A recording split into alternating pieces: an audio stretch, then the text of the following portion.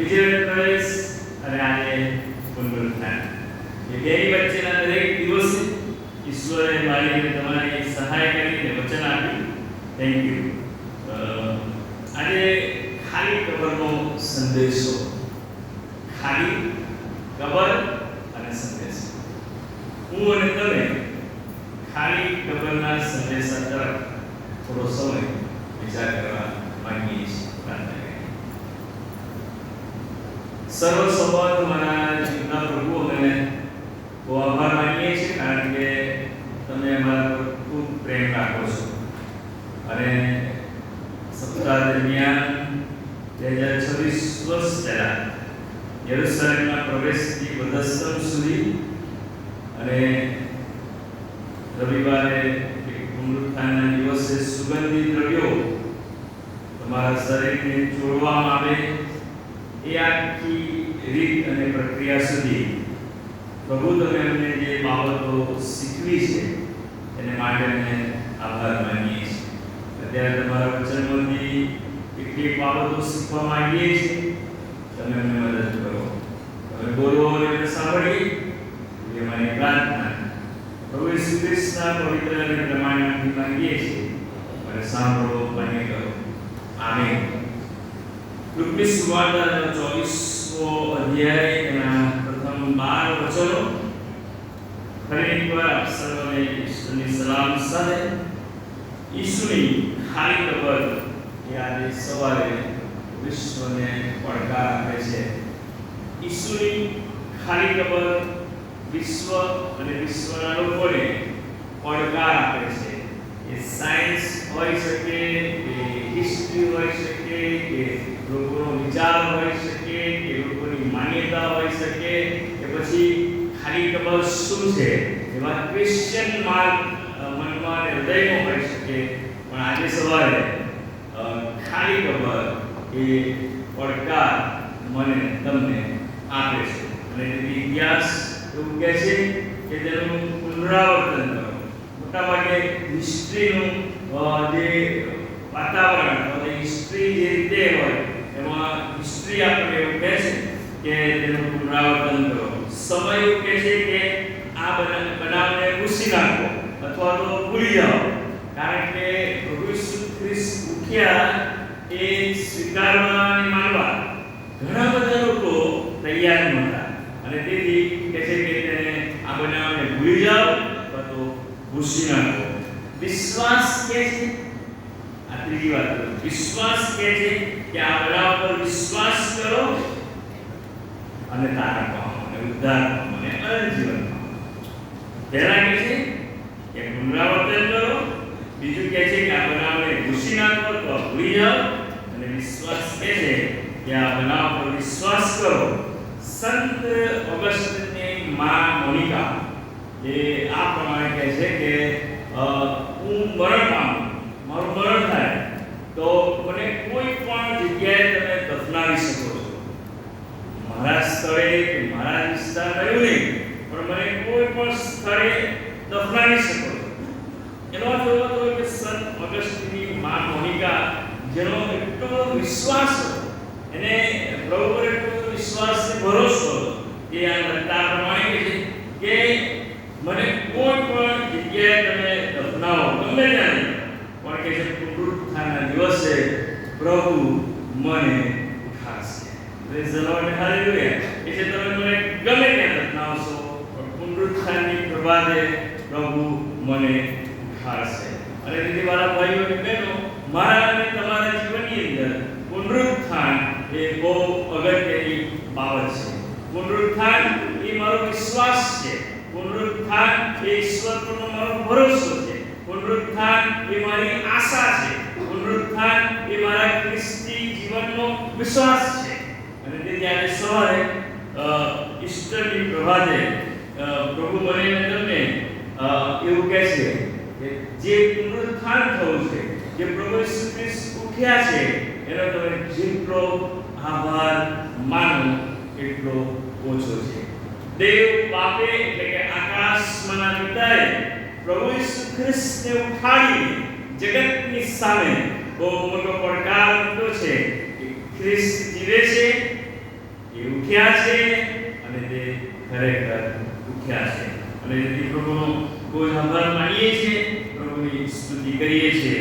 Doctor John સ્ટોટ આ પ્રમાણે કહે છે કે ખ્રિસ્તી ધર્મની અંદર સૌથી અગત્યની બાબત એ છે કે પ્રભુ ઈસુ ખ્રિસ્તનું પુનરુત્થાન. અને તેથી ડોક્ટર જ્હોન સ્ટોટ એ પ્રમાણે કહે છે કે પુનરુત્થાનને ખ્રિસ્તી ધર્મમાંથી જો લઈ લેવામાં આવે, પુનરુત્થાનને ખ્રિસ્તી ધર્મમાંથી લઈ લેવામાં આવે અથવા તો એને બાજુ પર મૂકી દેવામાં આવે તો કશું જ વસ્તુ નથી. કારણ કે મારો તમારો જે વિશ્વાસ છે એ તો ખ્રિસ્ત મરણ પામ્યા અને ખ્રિસ્તને દફનાવવામાં આવ્યા અને પ્રભુ ખ્રિસ્ત ઉઠ્યા અને જીવે છે. એ મારો અને તમારો વિશ્વાસ છે.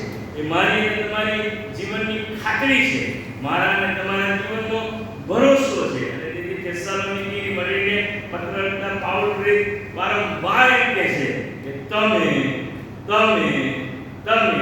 એ વચનોથી એકબીજાને ઉત્તેજન આપો કે ખ્રિસ્ત મરણ પામ્યા હતા પણ ખ્રિસ્ત ઉઠ્યા છે. પહેલો કોરિન્થી 15મો અધ્યાય પણ એવું જ કહે છે, જો મોયલાનું પુનરુત્થાન નથી તો ખ્રિસ્ત પણ. અને તેથી વાળા ભાઈઓ અને બહેનો, ખ્રિસ્તી ધર્મની મૂળ બાબત એ પુનરુત્થાન છે. અને તેથી જો હું એને લઈ લઉં તો મારી પાસે અનંત જીવનની જે આશા છે, અનંત જીવનની જે ખાતરી છે એ મારા માટે નાશ પામે છે અથવા તો મારા માટે કોઈ આશા રહેતી નથી. અને તેથી ખ્રિસ્તી ધર્મનું મૂળ હાર એ તો પુનરુત્થાન છે. અને તેથી પ્રભુનો આભાર માનીએ છીએ અને પ્રભુની સ્તુતિ કરીએ છીએ. રોમન પત્રનો પહેલો અધ્યાય 4થી કલમ પણ પવિત્ર આત્માના પ્રતાપે મોયલામાંથી પાછા ઉઠ્યાથી પરાક્રમમાં ઈશ્વરના દીકરા થયા. પ્રભુ ઈસુ ખ્રિસ્તને મરણમાંથી ઉઠાડ્યા અને તેઓ કે છે કે પાછા ઉઠ્યાથી પરાક્રમમાં ઈશ્વરના દીકરા થયા.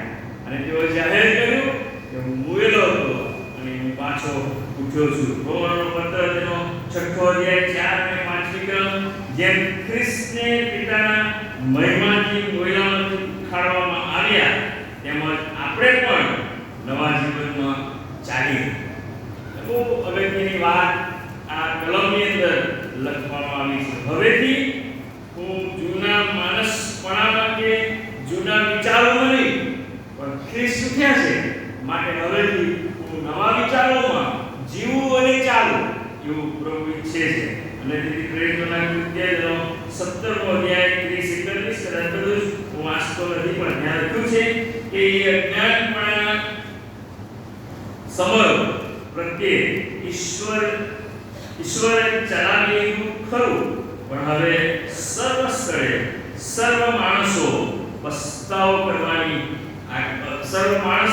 પસ્તાવો કરે એવું પ્રભુ છે. ઘણી બધી વખતે જો તમે સપ્તાહની વાત વિચારો તો જે કંઈ બાબતો કે ઘટનાઓ બની એ તરફ ઈશ્વરે ચલાવી દીધું એવું નહીં, પણ ઈશ્વર જાણતા હતા. પણ હવે પ્રભુ ઈસુ ખ્રિસ્તને જ્યારે ઉઠાડવામાં આવ્યા છે ત્યારે એ જે આજ્ઞા કે જે વચન પ્રભુનું હતું એ વચન પર હું વિશ્વાસ કરું અને હું નવા જીવનમાં ચાલું એવું પ્રભુ મને મારા માટે ઈચ્છે છે. બીજી વાત ત્યાં એવું પણ કહી શકાય, હવેથી હું એ જગ્યા કે સ્થળ પર નહીં પણ હું હવે ખ્રિસ્તમાં જે મને આશા અને વિશ્વાસ છે એમાં હું આગળ વધું એવું પ્રભુ મારા માટે ઈચ્છે છે. અને તેથી મારા ભાઈઓ અને બહેનો, જે લોકો વાત દબાવી દેવા માંગતા હતા, જે લોકો સ્વીકારવા માંગતા હતા, એમના જીવનમાંથી 2 કે 3 વાત હું તમારી આગળ મૂકવા માંગુ છું. લોકો એકદમ આ વાતને સ્વીકારવા તૈયાર હતા. ઇવન મગદલાની મરિયમ શિષ્યો કબરે જે યહૂદી રીત રિવાજો હતા, યહૂદી પ્રણાલિકા હતી કે ત્રીજા દિવસે જે સુગંધિત દ્રવ્યો લઈને જાય ને સબને જોડવામાં આવે, એ આખી રીત રિવાજના વિચારોમાં જ હતા.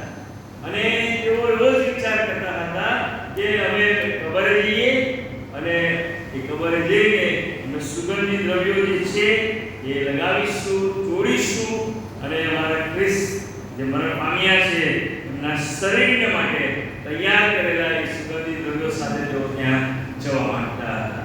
અને તેથી મારા ભાઈઓ બહેનો, હવે જવું તો છે જ અને એ રીત રિવાજ કે પ્રણાલિકા છે પૂરી કરવી છે, પણ એમના મનની અંદર એક પ્રશ્ન હતો કે પથ્થર અમારા માટે કોણ ખસેડશે? હવે સ્ત્રીઓ છે એના કારણે એમના જે પથ્થર ખસેડી શકાય નહીં, એટલે એમના મનની અંદર વિધા હતી, વિચાર હતો, એમનું માનસ હતું કે અમારે આ આખી રીત કે રિવાજ છે એ પૂરો કરવાનો છે, પણ અમારા માટે પથ્થર કોણ ખસેડશે? એવા ક્વેશ્ચન સાથે તેઓ ત્યાં પહોંચે છે. પણ ત્યાં તો જઈને જુએ છે કે પથ્થર તો ખસેડી દેવામાં આવ્યો છે, કબર ખાલી છે, વસ્ત્રો ત્યાં જ છે, એને વાડીને રૂમાલને મૂકી દેવામાં આવ્યો અને વસ્ત્રો પણ ત્યાં પડેલા છે. એટલી બધી આખી બાબત ડિટેલ્સમાં અને અક્ષરશઃ પવિત્ર શાસ્ત્ર બાઇબલમાં લખી છે, એટલે હું એને ફરીથી રિપીટ નહીં કરું. પણ એક કબરની પાસે કેટલાક પ્રશ્નો, કેટલીક સમસ્યાઓ, કેટલાક વિચારો અને માણસ સાથે સ્ત્રીઓ કબરે પહોંચે છે. ક્વેશ્ચન છે, એ ક્વેશ્ચનની અંદર એમની સમસ્યાઓ જોઈ શકાય છે. શું કરીશ? પણ બાઇબલ એવું કહે છે કે જ્યારે તો ત્યાં પહોંચે છે ત્યારે કબરની આગળથી પથ્થર ખસેડી દેવામાં આવ્યો છે. અહીંયા થોડુંક રોકાઈને આપણા માટે વિચારીએ કે જે સ્થિતિમાં મરિયામ મગદલેને તેઓ કબરે પહોંચે છે, તે વિચાર સાથે પહોંચે છે કે 2026 પછી પણ આપણા મનમાં આવા ઘણા બધા વિચારો છે કે શું થશે, શું કરીશું? અને ત્યાં પ્રભુનો દૂત, પ્રભુનું વચન આ પ્રમાણે કહે છે, મોયેલામાં જીવતાને કેમ શોધો છો? મોયેલામાં જીવતાને કેમ શોધો છો? વાંચો, બહુ સરસ વાત. પડકાર હતો, પ્રશ્ન હતો, મૂંઝવણ હતી. શું, કેમ, કેવી રીતે, કોણ, સો મેની ક્વેશ્ચન. કબર પાસે જઈને જ્યારે જુએ છે ત્યારે એની તમામ પ્રકારની સમસ્યાઓનો અંત આવે છે. કબર ખાલી છે, ઈસુ ઉઠ્યા છે અને તેમને કહેવામાં આવે છે કે મોયેલામાં જીવતાને તમે કેમ શોધો છો? મારો એક પ્રશ્ન અહીંયા છે કે શું 2026 વર્ષ પછી પણ આપણે એ કબરે જઈને ઈસુને શોધીએ છીએ? Yes, yes. મોયેલા જીવતાને તમે કેમ શોધો છો? જો હું 2026 વર્ષ પછી પણ 2026 વર્ષ પછી પણ મોયેલા જીવતાને શોધું છું, તો મારે વિચારવાની બાબત બની જાય છે કે પ્રભુ મને એ દિશામાં સમજાવે અને શીખવે. ખબર તો ખાલી છે, સબ છે, અને તેથી લુકની સુવાર્તા 24મો અધ્યાય 6 અને 7 તે અહીં નથી, પણ તે ત્યાં છે. આ એમની માટે અગાઉથી કહેવામાં આવ્યું કે હું ત્રીજા દિવસે ઉઠીશ, પણ કે છે તેઓને યાદ રાખવાની મંદતાને કારણે આપણે ઘણી બધી વાત ભૂલી જઈએ. આ સ્ત્રીઓ ભૂલી ગઈ, શિષ્યો ભૂલી ગયા. ત્રીજા દિવસે ઉઠીશ તો કીધું જ, પણ યાદ રાખવાની મંદતા એઓએ એમના માનસ પર એવી અસર કરી કે હવે શું છે, અને જો ત્યાં પહોંચે છે. અને દીદી 24 અને 7 નો વાંચતો નથી, ઘરે જઈને વાંચી લેજો. લુકની સુવાર્તા તેનો 9મો અધ્યાય ને 12મી કલમ, તેમણે માણસના દીકરા વિશે એમ લખેલું છે કે તેણે ઘણું દુઃખ સહેવું, દુષ્કાળ પામવો અને મરણમાંથી સજીવન થવું. આ એમના માટે બહુ ચોક્કસ બાબત હતી, પણ એવું છે એ વાત પણ એટલી સાચી હતી. આજે સવારે મારા અને તમારા માટે ખાલી કબરનો સંદેશો શું હોઈ શકે? ખાલી કબર એ મને તમને પડકાર આપે છે. અને બીજી વાત, પ્રભુ ઈસુએ પહેલા સ્ત્રીઓને જે પડકાર હતો એ પડકારમાંથી તેમને બહાર લાવવામાં આવે છે, એમને યાદ દેવડાવવામાં આવે છે કે મેં કહ્યું હતું કે હું ઉઠીશ, અને એ વાત એમની આગળ મૂકવામાં આવે છે. બીજી વાત કે પ્રભુ ઈસુ ખ્રિસ્ત પોતાના શિષ્યો કે જેની આંખને ખોલે છે, શિષ્યોને માટે એવું બન્યું કે પ્રભુ ઈસુ ખ્રિસ્તને વધુ સમય રહેવામાં આવ્યા, દફનાવવામાં આવ્યા, અને એમને એવું લાગ્યું કે હવે અમારું શું, અમારું કોણ? અને તેથી લુકની સુવાર્તાનો 24મો અધ્યાય તેની 13 થી 35 બહુ લાંબી કલમો છે, આપણે વાંચતા નથી. તમને હોમવર્ક જતા જતા આપતો જાઉં છું. ફરી ભવિષ્યમાં મળીશું ત્યારે આપણે વાંચીશું, જાણીશું, સમજીશું. લુકની સુવાર્તા 24મો અધ્યાય તેની 13 થી 35ની કલમ. ત્યાં આગળ આ પ્રમાણે લખવામાં આવ્યું છે કે યરૂશલેમથી એમોસના માર્ગે જતા શિષ્યની વાત લખવામાં આવી છે, અને તેઓ અંદર વાતચીત કરતા, ચર્ચા કરતા હતા. અને એ આખી ચર્ચાનો વિષય બહુ લાંબો છે, પણ હું ઉપર એટલું કહું કે અગસ્ત્યના માર્ગમાં પ્રભુ કે છે કે એમને મળે છે. તો તમે વાંચશો તો ત્યાં લખવામાં આવ્યું છે કે ઈસુ તેઓની પાસે આવીને તેઓની સાથે ચાલવા લાગ્યા. એમનો વિષય તો એ હતો કે અંદર ચર્ચા કરતા, પણ એ ચર્ચાની અંદર પ્રભુ ઈસુ ખ્રિસ્તની પાસે આવે છે, એમની સાથે ચાલવા લાગ્યા, અને કે છે તેમની જે આંખો છે એ બંધાઈ ગઈ હતી, અને તેથી તેઓ પ્રભુ ઈસુ ખ્રિસ્તને ઓળખી શક્યા. નહીં ઓળખવાના જે કારણો છે એ પણ ત્યાં જ લખવામાં આવ્યા છે. 32 અને 33મી કલમ. તેઓએ એકબીજાને કહ્યું કે જ્યારે તે માર્ગે આપણી સાથે વાત કરતા હતા અને ધર્મનો ખુલાસો આપણને કહી બતાવતા હતા, ત્યારે આપણા મન આપણામાં ઉલ્લાસથી નોંધાશે. હવે જે ચર્ચા ચાલતી હતી કે શું થયું, આ ઘણા બધા પ્રશ્નો સાથે લોકો એકબીજાની સાથે વાત કરતા હતા. પ્રભુ ઈસુ ખ્રિસ્ત આવ્યા, એમની સાથે ચાલ્યા, અને ચાલતા ચાલતા જે ધર્મલેખોનો જે ખુલાસો હતો, જે કે બાબતો હતી, એ બધી બાબતો પ્રભુ ઈસુ ખ્રિસ્તે એમને જણાવી, અને એને કારણે એ લોકો આનંદિત થયા, ઉલ્લાસિત થયા કે અમારા માટે તો આ બાબત આવી હતી.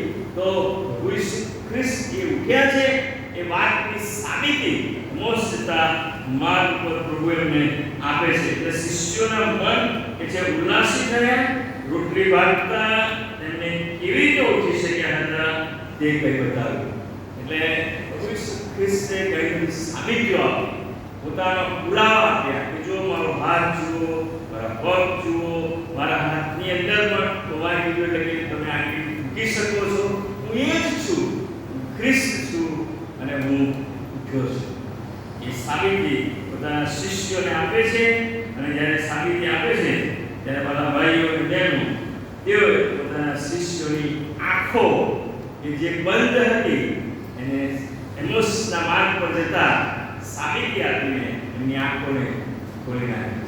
અને સવારે મારા તમારા માટે પણ એક પડકાર છે કે જગતના ઉદ્ધારના આપણા પ્રભુ ઈસુ ખ્રિસ્ત કે જેને જો હું આજ દિવસ સુધી આટલી બધી સાબિતીઓ આપવા છતાં અને આ બધું જાણતો હોવા છતાં એ ઉઠ્યા છે, એ જો હું સમજી શકતો નથી તો મારી આંખ પણ બંધ છે. મારી આંખને ઉગાડવાની જરૂર છે.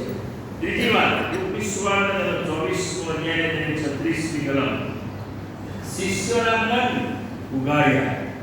સ્ત્રીઓ ક્રિશ્ચિયન સાથે ગઈ, એમને કહેવામાં આવ્યું કે મોયેલામાં જીવતાને કેમ શોધો છો. પ્રભુ ઈસુ ખ્રિસ્ત પોતાના શિષ્યોની જે આંખો છે એમને ઓળખી શક્યા નહીં. પ્રભુ ઈસુ ખ્રિસ્તે કીધું કે મારા હાથ જુઓ, મારા પગ જુઓ, અને એમની સાથે રોટલી જે ભાંગી એ બાબતો સાબિત કરી કે હું ખ્રિસ્ત છું, અને ત્યારે તેમની આંખો ઉઘડી ગઈ. લુકની સુવાર્તા 24 અને 36 શિષ્યોના મન ઉઘાડ્યા. પ્રભુ ઈસુ ખ્રિસ્તે તેઓને દર્શન આપ્યું અને દર્શન આપીને તેમની વચમાં ઊભા રહીને કહે છે કે તમને શાંતિ થાઓ. અને ભાઈઓ અને બહેનો, પ્રભુ ઈસુ ખ્રિસ્તે એ શાંતિની સલામી પોતાના શિષ્યોને કહી અને તેમના મનને એટલે કે શિષ્યોનું જે મન હતું એને પ્રભુ બોલે છે તમને શાંતિ. કેમ એવો શબ્દ વાપરવામાં આવે? કારણ કે તેઓ પ્રભુ ઈસુ ખ્રિસ્તના મરણ પછી અશાંત પરિસ્થિતિમાં અને મૂંઝવણમાં મુકાયા. અને ત્યારે પ્રભુ ઈસુ ખ્રિસ્તે તેઓને કહ્યું કે તેમના મન ખોલ્યા અને તેમને કીધું કે તમને શાંતિ થાઓ. એમોસથી પાછા આવતા, યરૂશલેમ આવતા બીજા શિષ્યો તેમને પણ પ્રભુ ઈસુ ખ્રિસ્તે આ બાબતની ખાતરી આપી. અને જે શાંતિના ઈશ્વર છે, શાંતિના રાજા છે, શાંતિ આપનાર પ્રભુ છે, એના અનુભવમાં એ પોતાના શિષ્યોનું જે મન હતું, એ જે એમના મનની અંદર જે વિધા હતી, એમના મનની અંદર જે પ્રશ્નો હતા, એમના મનની અંદર જે મૂંઝવણ હતી, એમના મનની અંદર વિચારો હતા, બધા જ વિચારોને સાઈડ કરી દઈને પ્રભુ કહે છે તમને શાંતિ થાઓ, તમને શાંતિ થાઓ. લુકની સુવાર્તા 24મો અધ્યાય 36 અને 37ની કલમ કે છે ગભરાય છે, તત વિતર કરે છે, ત્યારે ઈસુ તેમને કહે છે 39ની કલમ મારા હાથ તથા પગ જુઓ, જે મેં તમને કહ્યું હું પોતે છું. આઈ એમ હું છું હું પોતે છું. બાળકોને માટે સવારે કહું મને તમને ખાતરી આપવા માંગે છે. લુકની સુવાર્તા 24મો અધ્યાય એની 41 અને 43ની કલમ જો તમને મળે તો તમે વાંચો, કરતા હું વાંચીશ. 41 અને 45ની કલમમાં પ્રભુ કહે છે કે તેઓ હર્ષને લીધે હજી વિશ્વાસ કરતા નહોતા અને આશ્ચર્ય પામતા હતા. ત્યારે તેમણે તેઓને પૂછ્યું કે તમારી પાસે કંઈ ખાવાનું છે? તેઓએ તેમને શેકેલી માછલીના એક કકડો આપ્યો. તે લઈને તેમણે તેઓને ખાધો. 44ની કલમ તેમણે તેઓને કહ્યું હું તમારી સાથે હતો ત્યારે મેં એ વાતો તમને કહી હતી કે મૂસાના નિયમશાસ્ત્રમાં તથા પ્રબોધકોના પુસ્તકમાં તથા ગીતશાસ્ત્રમાં મારા સંબંધી જે લખેલું છે એ બધું પૂરું થવું જોઈએ. અને પ્રભુ ઈસુ ખ્રિસ્તે મેં ગઈકાલે કીધું કે સંપૂર્ણ થવું, અને સંપૂર્ણ થયા પછી પ્રભુ ઈસુ ખ્રિસ્ત જે ઉઠવાના છે, મૃત્યુંજય પામવાના છે, એ વાતને પણ પોતાના શિષ્યોની આગળ સાબિત કરી અને કહ્યું કે હું છું, હું ઉઠ્યો છું અને હું જીવું છું. લાસ્ટ બટ નોટ લીસ્ટ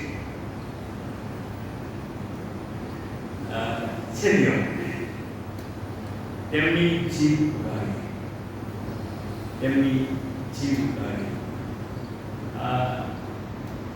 કોઈ પણ વ્યક્તિના જીવનમાં કંઈક બને તો ઝડપથી બોલી શકાતું નથી.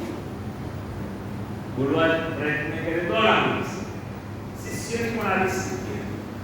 બાઇબલ એવું કહે છે કે પ્રભુ ઈસુ ખ્રિસ્તે તેમની જીવ ઉગાડી. એમના પ્રશ્નો, એમની મૂંઝવણો, એમની સમસ્યાઓમાં પ્રભુ એમની પાસે આવ્યા, એમની સમક્ષ આવ્યા, હાજર થયા અને એ ઉઠ્યા છે. એ દ્વારા તેઓ ઈશ્વરની સ્તુતિ કરે, ઈશ્વરને માન આપે એ માટે ખાતરી કરાવે છે. અને એ જે તેમની જીવ ઉગાડી, એની ઘણી બધી સાબિતીઓ પ્રભુ ઈસુ ખ્રિસ્તે તેમની આગળ રાખી અને કહે છે કે એમને એવું કીધું જાઓ અને સર્વ દેશનાઓને મારા વિશે કહો, મારી સાક્ષી આપો. તમે જે જોયું છે, તમે જે જાણ્યું છે, તમે જે અનુભવ્યું છે, તમને જે ખાતરી થઈ છે, એ તમે જઈને બીજાઓને કહો. ઈસુ ઉઠ્યો છે, ખરેખર ઉઠ્યો છે અને તે જીવે છે. મારા ભાઈઓ બહેનો, આજે સવારે હું મારા ઘરે, આપણે આપણા ઘરે જઈએ ત્યારે એ રવિવારથી આ રવિવાર સુધી દરેક બાબતની અંદર પ્રભુ ઈસુ ખ્રિસ્ત એ પડકાર આપે છે ખાલી કબરનો. એ કબર ખાલી છે, હું ઉઠ્યો છું અને હું જીવું છું. અને તેથી લુકની સુવાર્તા 24મો અધ્યાય 46 થી 49 એમ લખેલું છે કે ખ્રિસ્તે દુઃખ સહન કર્યું અને ત્રીજે દિવસે મુલામાંથી પાછા ઉઠવું જોઈએ અને યરૂશલેમથી માંડીને બધી જ પ્રજાઓને તેમના નામમાં પસ્તાવો તથા પાપ નિવારણ પ્રગટ કરવા જોઈએ. મને જે મળ્યું, આપણને જે મળ્યું, આપણે જે જોયું, આપણે જે અનુભવ્યું, આપણે જે શીખ્યા, એ પ્રભુ ઈસુ ખ્રિસ્ત આજે શિષ્યોને જે કહે છે કે તેમની આંખો ઉગાડી, તેમની જીભ ઉગાડી, એમના અને શિષ્યોની આંખ ઉગાડી, જીભ ઉગાડી અને એની સાથે એમને પોતાને ખાસ કરીને બોલવાને માટે એમના મન ખોલ્યા અને એમને તૈયાર કર્યા કે હું જીવું છું, હું જીવું છું. તમે અનુભવ્યું? હું જીવું છું. તમે જઈને બીજાઓને કહો. 44 કલમ એ વાતના સાક્ષીઓ ત્યાં લખ્યું છે. એ વાતના સાક્ષીઓ તમે છો.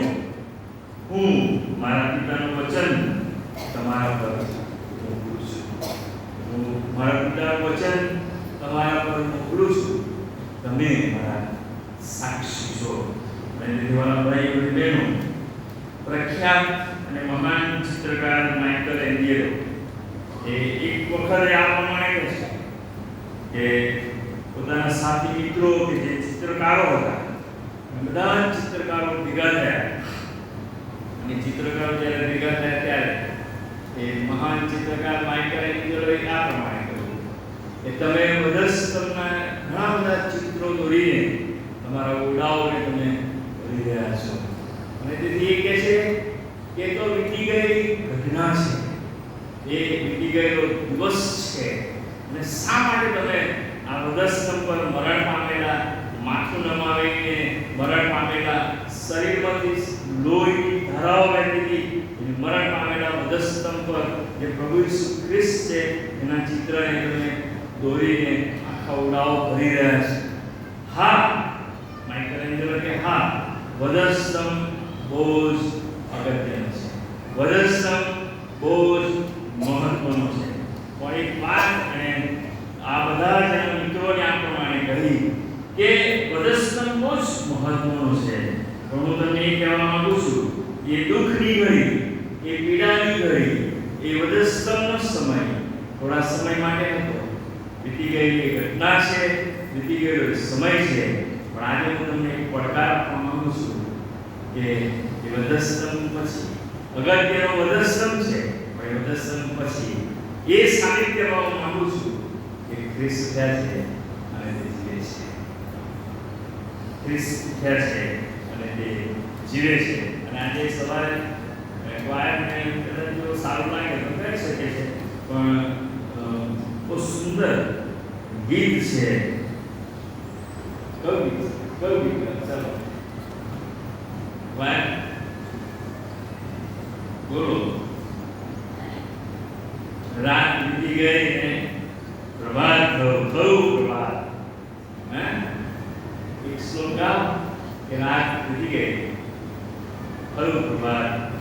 હવે મારે પ્રભુના તરફ એક દ્રષ્ટિ રાખવાની છે.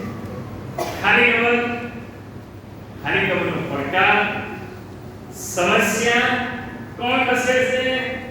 શિષ્યો, મન, જીભ, એમના હૃદય પ્રભુએ ખોલ્યા અને એમને કીધું કે જાઓ અને તમે જે સાંભળ્યું છે, તમે જે જોયું છે, તમે જે અનુભવ્યું છે, તમે જે શીખ્યા છો અને તમને મેં જે શીખવ્યું છે અને બાપનું વચન જે તમારી પાસે આપ્યું છે, એ વચનના દાવા સાથે તમે બીજાઓને કહો, તમે મારા સાક્ષી બનો. પ્રભુ આજે સવારે મને તમને એના સાક્ષી બનવાને માટે કહે છે. અને તેથી આવો આપણે બધા સાથે મળીને એ વીતી ગયેલી બાબતને પ્રભુ ઈસુ ખ્રિસ્તે એ ખાલી કબરના પ્રકાશ સાથે જાહેર કર્યું કે હું જીવું છું. જે શીખ્યા છે એ ખરેખર શીખ્યા છે. પ્રભુ આપણને વચન સમજવા સહાય અને મદદ કરે. આમીન. વાય નથી તૈયાર? ઓકે, તો મારી સાથે બોલો.